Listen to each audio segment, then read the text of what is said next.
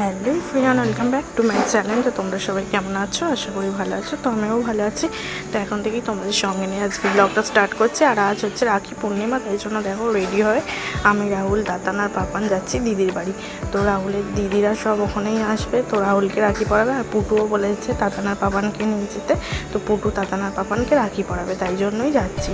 আর দেখো চলেও এসেছি। আর পুটু দেখো রাখি পরাচ্ছে তাতান আর পাপানকে। আর তাতান আর পাপান তো কিছুতেই পড়বে না। তো ফুপুদের বাড়ি ওই দুপুরবেলার দিকে এসেছিলাম, 3টে সাড়ে 3টে নাগাদ। তো বাড়ি চলে যাবো 6টা সাড়ে 6টার সময় মায়ের বাড়ি। তো মায়ের বাড়ি থেকে তারপরে বাড়ি চলে যাবো, তাই জন্য বেশিক্ষণ থাকিনি। ফুপুদের বাড়ি চলে যাবো।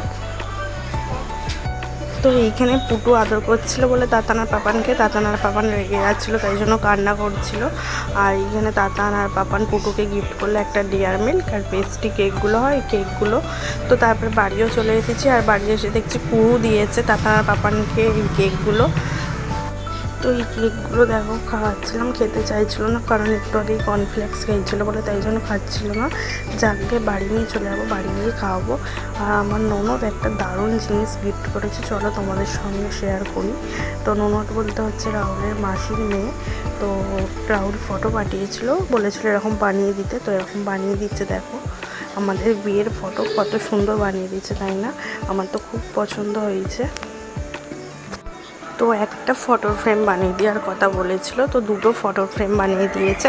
তো আমার তো খুব পছন্দ হয়েছে, খুব ভালো লেগেছে। তো এই যে আমাদের বিয়ের ফটো। তো তোমাদের কেমন লেগেছে কমেন্টের মাধ্যমে জানিও।